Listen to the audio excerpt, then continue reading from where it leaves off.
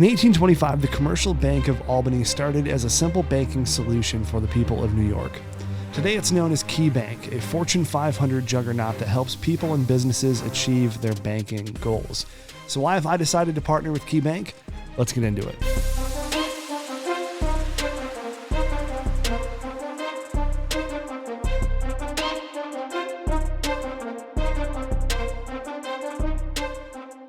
So before KeyBank became a sponsor of the podcast, they've long been a partner with Wayne Media. And joining me in the studio today is Frank Witt, business banking team lead for Eastern Michigan, Kim Spinelli, branch manager for the location here in Brighton, and Dave Manarino, the president of the Michigan market. Welcome, gang. Hello. Welcome. Thank you. We have a full house today. Thank you for inviting us. Yeah, I'm excited. So this is the first time on the show I've had more than one guest at the table. So this is exciting for me because you guys all do a little bit of a different thing at KeyBank. So I just want to go around the horn, 30 seconds, kind of what your top level objectives are at KeyBank, what you do on a day-to-day. So Dave, we'll start with you. Sure. I'm responsible for the strategy for the state. I'm also responsible to make sure that our other teammates have all the resources that they need to do their job successfully and take care of our clients. And I'm also responsible for the philanthropic giving around the state. Excellent. Kim? I'm responsible for the local market here in the branches, helping our customers, the local businesses, and guiding those businesses to our other departments, such as Dave's and Frank's area. Like a facilitator. Exactly. Quarterback, facilitator, yes. It's the Tom Brady at KeyBank. That's exactly it. That's exactly I like that. We're going to put that on your name card when we pull you up on the show. That'll be good. AKA Tom Brady. Love it. Frank? So I run a group of business bankers, and then we're responsible for delivering loans and good service in the market to business owners like yourself. Frank is also known as Yoda, given his level of experience in the market. Thank you. Excellent. The force is with me. You messed up. You messed up. You should have said you thank. You should have said it backwards. Yes. In typical Yoda fashion. Right. All right. So obviously, what's interesting to me, anytime you have banking, obviously everyone has their own perceptions of banks, and they have positive feelings, negative feelings. When we first met for the Chamber podcast, I was very candid with you guys, and I said I'm not really a fan of banks. I have a terrible track record with them. And when I interview you guys, I really want to talk about the actual tactical things that most banks miss. And to my surprise, you guys hit every single mark that we talked about. And it was just super impressive. And that's what launched into the conversation of how Frank jumped in to take over. Yeah. Could I ask a quick question on that? Yeah, of course. So you mentioned that you had some things that you didn't like about other banks in the past or experiences. Can you talk about that a little bit? Yeah, absolutely. So when I first started the company, I worked with a credit union, and we set up standard line of credit. And then when the business grew a little bit larger, one of my other partners at the time decided that we need to move to a bank that's kind of more suited to both of our geographical needs. So we did that. And then it probably took us 8 months of communication to get any answers on how to resolve that line of credit so we could close it and move to a new bank. Very frustrating, right? In-person visits, emails, calls, every time it was kicked down the road. And then, as a new business, there's times where that's not my number one priority every day.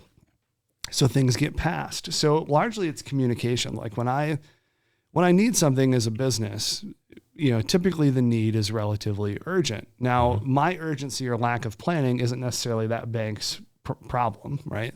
That's where planning needs to come into play. But even when we had things that were lined up for months in advance, I wasn't feeling like I was being heard. Or one time I went in and I was trying to go through the business line of credit, and it was very clear I only have a business account with this bank. And then come to find out they were trying to go through and open a home equity line of credit. Oh, jeez. Yeah. On my house, way different thing. Yeah. Has nothing to do with the business at all. So a lot of times it was just no one would sit and listen. And what was interesting is when Kim first came, you insisted on coming to the studio. And that was interesting to me because that showed that you actually cared to take the time to understand what we did. And then you invited Frank to come take a tour so we can understand what we did and how we operate.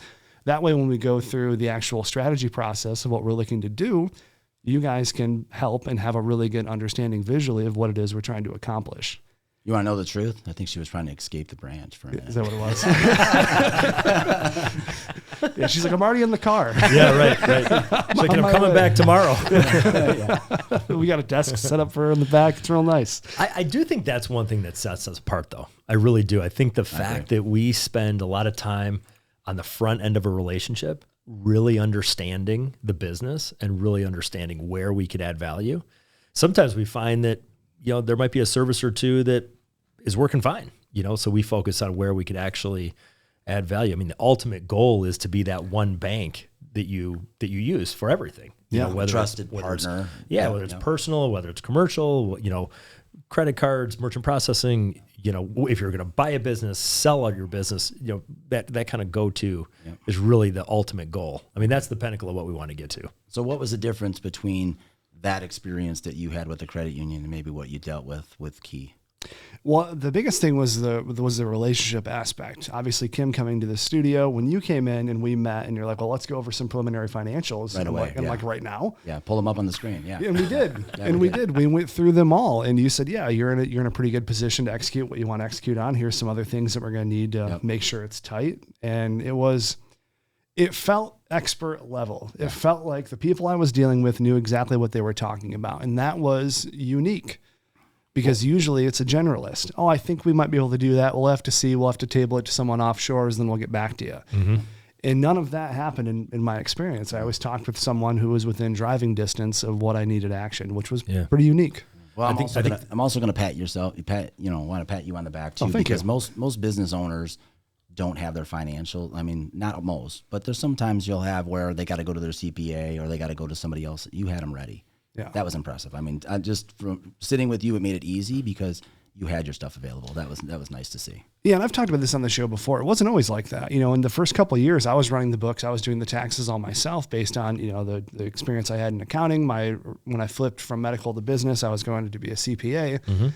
So I had a basic understanding of taxation, especially for small businesses. So I was handling all of that myself the first 2 to 3 years. And then it became at a point where I am not the person that should be handling this. Then I hired a fractional bookkeeping team with an accountant and a bookkeeper. And then I also have an accountant that oversees that process.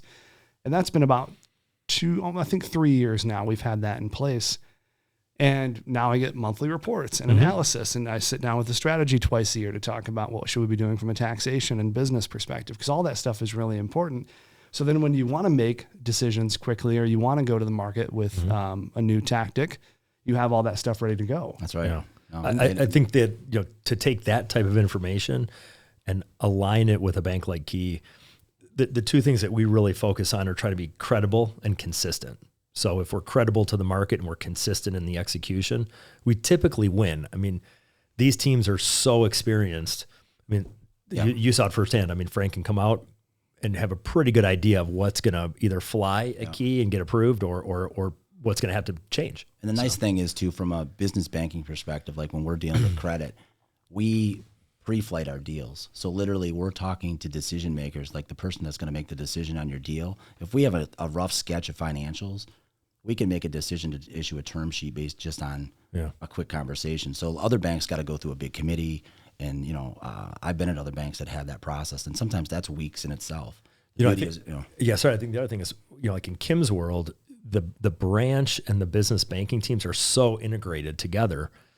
Really, if Kim's team identifies as an opportunity, I mean, obviously Kim's the one that really found this opportunity and looped in Frank and the ball started rolling. But I think the branch team, the credibility and consistency that they have to have the knowledge to say, okay, I'm going to bring in Frank, or I'm going to bring in Dave, or I'm going to bring in whoever the expert is, that makes a big difference. And all those teams are local. So, when you get into some of the other larger banks, sometimes you have to wait for other people to come in from other states. Or sometimes you have like somebody that's online that's working in New York and they're working on your deal in Michigan. It's not even someone local. Yeah. I know for me too, when I was going through the process, I had a lot of questions. And before, when I would take different strategies to banks or explain to them what I was doing, a lot of it was like, well, whatever you think, Rob. And it's like, well, it's not really what I think, because I'm not really an expert in any That's a of trusted this. advisor right there, right? You are putting all your trust in me to tell you what you should be doing in your job. And you guys were able to say, okay, here's some limits that you should consider. Here's what you should consider in terms of cash flow. Just things that were very practical advice that I didn't consider that helped me get to the spot where I'm like, okay, this is what I want to do moving forward. But before, it was never like that. It was never, I have these questions, and it was all, hey, whatever you want to do, you're signing the amount, you're the one actualizing the plan. So it's really up to you. And it's like, yeah, I know I'm going to be the one, taking the responsibility for it.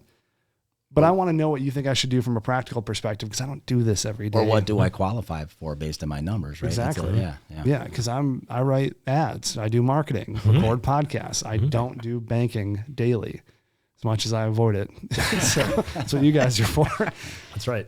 So it was really interesting to see that process come to fruition. And then just the personal side, like when you guys have divisions that are based in Michigan, president of the Michigan banking, Michigan team lead that specializes in business banking, Kim in the branch, like it's all been very well integrated in a way that I've never seen before. So that's why, like when I do the ad reads, like for the show and talk about KeyBank, I don't really need any copy from you on what to say, because I just talk about, what I've experienced, and I try and push as many of my entrepreneurial friends your way as possible, because I know the experience they're going to have. Sure. And it's something I can actually, put my full trust in, which is relatively unique for me, in the 10 years I've been in the business game. So yeah, we appreciate that. I mean, that's, having a, kind of a live witness like that's gone through the entire process and understands that there's a good outcome. I mean, I think banking as a whole is tarnished a little bit by the fact that we've become commoditized. Yeah. I mean, it's lines of credit, it's what's the rate, what's the fee, but really being able to add that trusted advisor approach to it transcends rate and fee, because there's true value add. And I think that's really what our teams strive for in this Michigan market. Right. And that's where you have the opportunity to say, okay, it might be, a quarter point higher or whatever. It might be, you might have some type of, something like a roadblock that it might be an inconvenience, right? But because the team is strategic and because the team can sit down and walk through those things with you, it's worth it. Absolutely. Right. And that's, and to your point, that's how you kind of become uncommoditized, by making yourself, as non-expendable as possible. Yeah. We've had calculated growth across this region as well. This Michigan market continually grows year over year. And, it's been calculated because the clients that we're bringing on value that. We're not good with clients that are just looking for a loan. We're really looking for a relationship, a client that wants a relationship. And when we find that, they last. They don't typically leave the KeyBank. I agree. Dave, can you explain, like maybe define a little bit of the divisions between how where middle market is and starts, and if you want me to talk on business banking, I can, but yeah. I'd be curious to get your view on where the cutoff is, Frank, because you tend to fish in our pond a little bit. So, 25 million and below is my space. Yeah. So Frank's team is kind of, let's call it 0 to 25 million in revenue. Above 25 million in revenue, up to about 500 million in revenue is what we call the middle market. And the only real difference is the type of products. So there's more capital markets products. There's more merger and acquisition type of experts that are kind of in those worlds. But it's mostly relationship driven. So you could have a company that's $40 million in revenue that's still covered in Frank's world because of either a relationship or complexity. There might be a $30 million or $25 million relationship right on that cusp that's covered by the middle market team. Because it's more complex. Maybe there's an international component. Maybe there's, other things that would just make it more complex from a financing standpoint. So, but we designate it really off of sales. But they're all Michigan-based businesses. We have our team here covers U.S. Michigan-based businesses. We have teams across the entire country, but our main focus is here. And how many middle market guys do you have right now? So we got 5. 5. Okay. Yeah, 5 middle market including bankers. Yourself? No. Okay, so 6. Okay. 6. I'm not really sure what I do. I just kind of bounce around and try to break down the barriers and make it work. So my question is, when I break 25 million, I get to keep Frank though, right? Unfortunately, you keep Frank. That's true. Just want to make sure I get to keep Frank in this deal. Yeah. Frank is by far the best of the best. I mean, we're so fortunate. He's leading this team, and his team are taking his best practices, and that group is taking it to next level. And every year, they're consistently in the top 5 or so. In the entire bank. So no, we've done good. Yeah, I'll pull the curtain back. When Kim introduced me to you, and I sat down with Julia, who's our operations director, and I said, said, so Kim's going to send out, this guy that, is, allegedly a banking expert, and this is going to be able to help us. And I was like, we'll see how that goes. Because for me, like, I've never had a good experience. And then when you left, I was like, well, shit, that was really good. I appreciate it. No, that's good. And that's a true story, because I was so skeptical of everything from the beginning. And then when you came in, I was like, all right, well, finally someone knows what they're doing. So Kim was the start of that chain, and then ended up being great. Yeah, So Kim does an amazing job. Right. And I knew he would just come in and take over, and you would be very impressed. And and it's not that I didn't believe you. Yeah. It was more that just like that's what you're supposed to say. Right. Like, you're supposed to say we have experts. What else are you gonna say? But like, now that I've gotten to know everybody better, it's like, you can, when they say it, you can believe it. If it's gonna be on this date, it's gonna be on this date. Yeah. And it's just a uncommon thing in my experiences. And some people might be listening. You might have a fantastic banking relationship, and that's great. I didn't. So, and now I do. Well, and I also feel that he's turned into a friend. Rob has, right. Where I'm emailing him, asking his opinion on things, and being in the business and of marketing. And so I appreciate your feedback that you give to us and provide us. Definitely. Yeah. I got some great ideas, and my son has a great idea too. I don't have it on me, but we were on vacation in Florida, and I just gotten my KeyBank debit card. I went to use it, and I put it in the slot, and he's like, Dad, that key should be facing the other way, so the key's entering into the credit card machine. Ah, right. That's a good idea. That actually is a good idea. And I was like, buddy, I said that to Julia the first day I got it, and he's only 6. So I said the exact same thing. I said, it's funny that you and I came to the same conclusion. So obviously he's going to be taking over the company when he gets older. He's got that marketing intuition. I'm actually writing that down. I'm going to take that one back with me. I wonder if someone's ever brought that up. Yeah. Yeah. Because when I put it in, it's like, oh, it's going the other way. The key's facing the wrong way. Key's facing out. Where the chip is. Yeah. So. Interesting. There you go. That one's free. The next one's not. That's funny. Actually, I want to see my card. I want to see it now. Maybe he can tell Victor too when he's here. Yeah, Victor would be the guy that runs that whole world. So, Johnny, zoom in on Frank's camera. Let's get those numbers on screen. No, yes. Not get those numbers on screen. It actually does. I had to see if it was true or not. It was true. That card's that's the one that's maxed out, because that's his corporate card. No, I just did that. My boss got on me yesterday. So when you guys encounter a business, what are a couple of things that you look at from like a strategic perspective that you can typically go in and help somebody with, within the first 30 days? Nothing happens overnight, but what are some common things that you guys see? This is probably a good question for Frank. What are some common things that you see that you can immediately start helping with from either a consultative perspective or like a banking product perspective? I would say it's sitting down with somebody and really trying to understand their pain points, and they'll tell you a lot of times. So, just coming into a meeting, that's usually how things start, and they'll tell you what's available to them. That's usually, to me, that's what I see. Yeah, I think a lot of it is education is where we can help. I think that a lot of prospects, I'd say clients to a certain degree, they're entrepreneurs. To your point, how to run your business. Maybe you're not up to speed as much as we are on the banking side, but that's our role. So a lot of times I think they go to folks like the three of us and say, hey, I need a $10 million line of credit, and I think it should be priced this way with these terms. And you're like, okay, that's not market at all. Right. So I think there's some education on, well, do you really need 10 million or 2 million or $100,000? Because here's the cash flow on it, or here's the structure. So I think being able to take a step back and really be able to kind of break that down and understand, okay, well, what do you need it for? Oh, you need it for equipment? Well, maybe you need a lease, right, as opposed to a term loan or a line of credit. A lot of times just the normal questions that you'll ask them, like, how many employees do you have? How big is your building? You'll kind of get into these questions back and forth with somebody, and then you'll start seeing, like, tell me about your existing bank and tell me about what's going on with them. And then you'll see the gaps within that. To me, that's the way I always uncover business. Yeah, I think for me, it was when we started talking about solutions, you guys had, I was figuring out, all right, how am I going to do this? Am I going to, just actualize this debt on, because we were considering a buyout. And just so everyone's aware, so I'm not talking in like being vague. So we were considering a buyout, and I was thinking about, am I just going to, hold the note on my personal name and term it out over 5 years and then just, have the note held with me. And that just seems so messy to do. Mm-hmm. And then, between Frank and Kim, it was like, here's the option that's way cleaner. It's going to be much more efficient, and it's over and done with. Mm-hmm.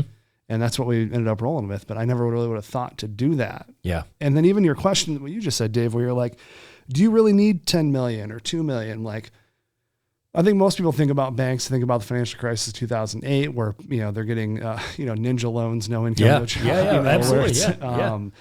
And that's the perception, they've seen The Big Short and, all that. And, but it's refreshing to hear, like, do you actually need that much, or can we strategize a way to get you less? That way you're paying less interest over the life of the loan, and it's helping you, generate cash flow faster. Yeah. Like, that's a partner. That's not someone who's trying to. Well, most of our customers want more, though. No. Yeah. And but I think that's as an entrepreneur, you want to grow, and a lot of times it's on us to show you why there's value in maybe doing a less number, or understanding where we're coming from with our math. Because if we sit down with you and explain how tight cash flow could possibly be and why that might not be good, then as the entrepreneur, you could take that back, digest it, and say, yeah, maybe that is a little too tight. It's like overextending on like a home mortgage. A lot of times people are like, oh, I can qualify for this huge number. I'm like, yeah, you can, but you want to be able to eat dinner. Right. It's a 5-year arm. Yeah. It's going to adjust. Right. Like you got to go in with your eyes wide open. And I think we do a good job of just opening people's eyes. Say, hey, look, we can do this all sorts of different ways. We'll show you several different options. And consultative. Yep. So I'm going to go around the horn here. So we'll start with you, Dave. So how long have you been in the banking industry? Just so we can get numbers. 23 years. 23. Kim? A little over 30. 18. So you guys have, I'm not good at math, but that's why you guys are the banking people. Dave's got it in his head. There's a lot of years.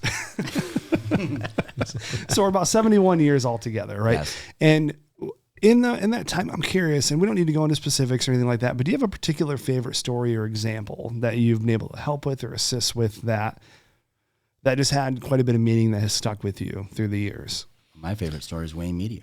Oh, hell yeah, now we're talking. Yeah, it is. It's a good story. That's an easy way to get out of the question, guys. We already talked about Wayne Media. We got to keep moving. Sorry. No, okay. Dave? I don't know. There's so many that just touch so many different pieces. I think the ones that really resonate with me are the ones where there's a tremendous amount of honesty from the first meeting, where that barrier of kind of restraining back because you don't want to show all your cards. The companies that kind of don't have that, where they're like, look, my company is $5 million in revenue. I'm a contractor. I've struggled collecting my cash. I want to grow. I want to acquire that company. It's $1 million. I want to do it. And I think having a team where we can sit down and say, well, let's talk about your cash conversion cycle and technology that can help you get that cash flow moving faster, because you might not be able to acquire that company right now, but we can set you up in a way that you're positioned to grow and acquire that company in maybe a year. And those long-term relationships, as we build them over time, those are the ones that they're the most rewarding to me. And I think being able to see the transition to the next generation is extremely rewarding when we're in that relationship and we kind of transition to that next level. And I mean, I can't think of a single company, because there's a lot that come to mind on just that long-term approach where you're genuinely the trusted advisor, not just by saying, but because you get the call, Yeah, I would agree with Dave. I have customers that I've had, mentioned 18 years, that I've had for 18 years. Oh, wow. And maybe I don't bank them, but I'm still friends with the owners and still in conversation with them. And I think that, to me, means a lot to me. I mean, as a banker, of course I want to do loans, but I also enjoy the relationship piece of it. So, yeah. So I've been in this market for 20 years, and same thing, being able to see the businesses going down Main Street and knowing the history of each of those businesses, and maybe who was there 10 years ago and what their story was. That's rewarding. And then another thing is we do a lot for a lot of people, and it's rewarding. But one thing that I like to do is when something doesn't work out for a business client, for whatever reason, I always tell them it's not a forever no. And I always want to keep in touch with them because I want them to know that I'm going to be there to help them the way, let's try again in 6 months. And I always keep in touch with them, and try and make sure that they're on task so that it doesn't have to be, it's not a forever no again. So Following up. Yeah. That's good. Yeah. Yeah, and that's something too I'm curious about. So if you do have that case where someone, they might need a loan or whatever it might be, and it comes back as a no, do you guys strategically work with them on here's the boxes that we need checked in order to make that happen, or how does that work from the branch side to the commercial banking side? That's how it should work. I mean, they should know why they're getting a no, or why, if they're not at a certain point right now, they should know what those metrics look like. Okay. And usually a lot of times you're not just having conversations with the owner. Sometimes the deal will come from their CPA. And so those conversations should definitely be had as you're working with somebody. And, it's a no, but the reason it's a no is because of X. And then if, let's see how your year end looks. And then maybe we could revisit this in the first quarter next year. Yeah. We also have situations where under the current situation, we'll say, hey, this isn't going to work for either cash flow, leverage, whatever the case might be. But typically we'll come back and say, if you can change this, whether it's a ratio or some type of metric, in a certain period of time, we can come back and get this done. Or if you're comfortable with this type of structure, we can get this done. Sure. So sometimes it's not the structure that maybe you want, but we can find an interim, kind of an interim step. Yeah. So. And sometimes that's better. And this is we can go into this area if you guys want to discuss it. But like on the show, and even before this, when I was doing a show called More Than Marketing, basically the between that show and then Wayncast, I took the first year of the business and I podcasted every week about where we were from a revenue perspective, what clients I lost, what clients we won, just to kind of pull back the curtain on how it was going starting an agency. And what I realized and what I learned in that year is that, depending on what statistic you want to follow, 50% of businesses fail within 5 years, right?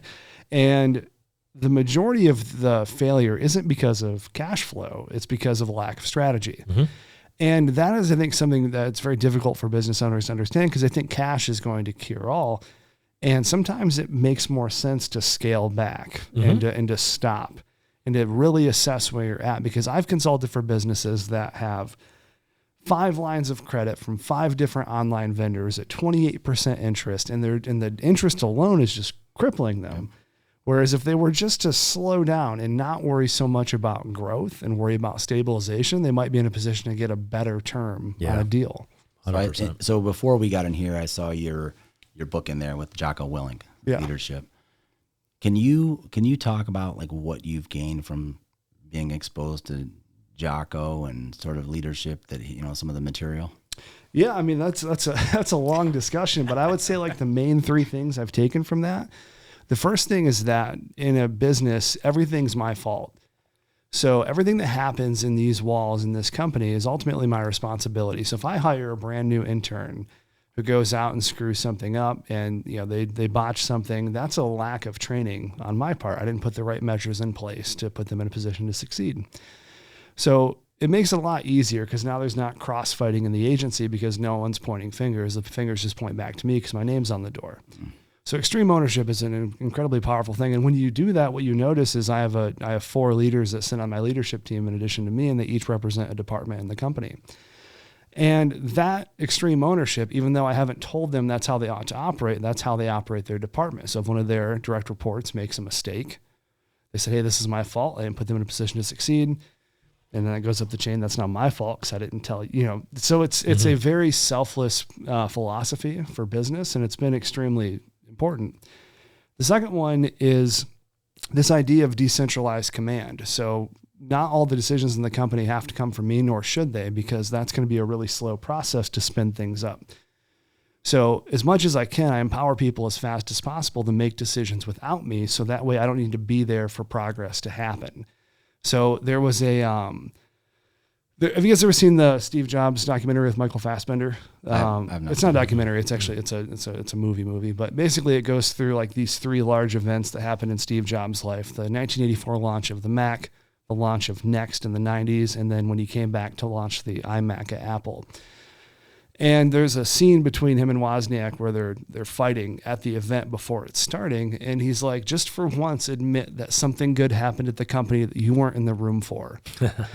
And that's a really powerful statement. And I think a lot about that is like, how many good things are happening at Wayne Media that I'm not in the room for? And I want that number to get higher every year, because that means we're spreading out leadership, we're spreading out command, and people are making decisions without me.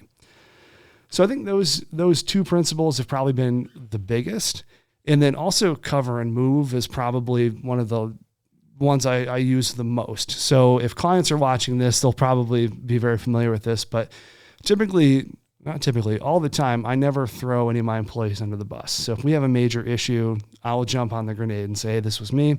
This is how we failed from a procedure perspective. I let you guys down, push the blame on me. It's not them, because one, I'm the one that originated the process. So if someone screwed up, and it's not like a direct, so there's things where people, let's when engineers or creatives, they'll have to take responsibility because it happened live. But like if it's something, after the fact that we're debriefing on, then it's my responsibility to take that on because I'm the one that originated that process. And that helps us move together as a team much faster. So there's a lot more principles, but those are the main three. That I we appreciate you sharing here. that. No, it's awesome. Yeah, I do think that I think you're absolutely right. I think sometimes an owner of a business can get caught up in sales, the line item of sales. Yeah. So could we. Yeah, we can too. Yeah. I mean, the bank can very easily say grow just to grow, and you lose sight of the overall strategy or the profitability until Relationships until it's almost too late. That example I gave about the contractor, the reason why he wanted to buy that other business is because ultimately when you really scale it back, he had a bunch of clients. But what he didn't realize is that there was 6 trucks, all super old, needed a ton of work. Equipment was poor. The guys were aging out. I mean, you got to kind of pull back from, the forest from the trees and say, okay, yeah, I might get a customer list, but I'm also acquiring all this other stuff that ultimately could be a very, very problematic thing. So being able to take someone like that and kind of pull them back, almost, I'll say to reality, but bring them back to center and say, from an outside eye, this doesn't look like a good investment, but you have to have the courage to also say, hey, look, this guy could really get pissed off and tell me, That's right. Go pound sand. No, that's true. But I think people appreciate that level of honesty. I do too. Especially from you, Dave. I mean, you got a great reputation in the market I for appreciate that. that. But to me, I think that when they can see that honesty, and you're not running their business, you're giving them an opinion based on 17 years or 18 years, 20, how many years? 20, 23, 30 years. Yep. It means something. Yeah, I think that's what people want is most people. I mean, people that are going to shoot straight with you. So you mentioned when people go to meetings with you guys and they lay all their cards on the table. To me, there's no other way to do business. I'm not going to play a very advanced game of 3D chess with you to try and, outmaneuver you, because when I submit all the documents, people like you are going to be able to see within a second if I was telling the truth or not. Right. So it does no good to overinflate or try and make things seem better than they are, because you're going to know very quickly if that's true or not. Right. Right. It's true. So I think for me, like when I go and consult with businesses just on their overall business strategy, it's always an aspect of what pieces do we have organized and automated and where are our pain points at? And 9 times out of 10, it's cash flow, because they haven't realized how to turn their sales process into something that is recurring. And that's just a huge problem for small businesses and a bigger problem for retail shops, because there is no recurring revenue in product sales. Sure. Right. Yeah. So what have you guys, I guess we're wrapping up the year right now. We're in Q4. 2024 is coming. What are some things that you guys are either excited about or some things that people ought to know that are going on at KeyBank that they should look into? Well, I could start, and then that'll give Frank and Kim a minute to figure it out. It's all good. It's good. I think the thing that, if we take a step back in 2023 was a tough year for banks, especially regional banks like Key. There were some failures. Rates went up exponentially. No one really saw that coming. All the stocks of all, the stock price of all the regionals have just been all over the place, extremely volatile. Lots of talk of takeovers and M&A. The thing that I'm most excited about is that we're open for business. That we have liquidity. We have the ability to grow with not only our existing client base, but with our prospects. And I think there's other banks in the market that aren't that fortunate. And so I think what you're going to see in 2024 is, rates are going to be, longer, higher for longer, but you're going to see banks like Key continue to grow. And Michigan is an absolute growth market. We have a leadership here all the time from Cincinnati and Cleveland and Chicago and New York and Denver, leaders coming all over that are really experts in their particular line of business, helping us grow. So you'll see calculated growth. And that's, I think, the most exciting thing for me is that we just continue to grow. We're adding value to our clients as you're experiencing. And, we're figuring it out one way at a time. We're not perfect, and we own up to when we make mistakes. And I think that's what makes us better as well, is, kind of taking down some of those issues that we have and making them better. I love it. That was a good question. Yeah, it was a good answer too. Yeah, that was a good answer. I would second what Dave's saying. I mean, it's the business banking space we're still lending, and like our SBA box has not changed at all. A lot of stuff we're doing today is SBA related, but our box hasn't changed. But I second what Dave said. We're open for business. I'm excited to see what 2024 holds. Excellent. Kim. They summed it up great. Excellent. Awesome. Well, I appreciate you guys and your willingness to come on the show, talk about things that are happening in the banking world, and also give people, I think, hopefully the listeners will have a real proper understanding of what a banking relationship should look like. Appreciate it. Thanks for having us on. Thank you. Thank you. Thank you very much. All right, gang, that's going to wrap up this week's edition of Theory of Why. Appreciate you guys watching. Take care.